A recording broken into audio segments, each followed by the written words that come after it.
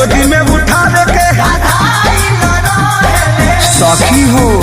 का भइल हो प्यार में बोलम पागल आइल रहले गोदी में उठावे के धाधाइल रहले फूल के जैसे बदनिया गमके फूल के जैसे बदनिया गमके हमारी सितार वाली सड़िया चमके हमारी सितार वाली सड़िया चमके हमारी सितार वाली सड़िया चमके हमारी सितार वाली सड़िया चमके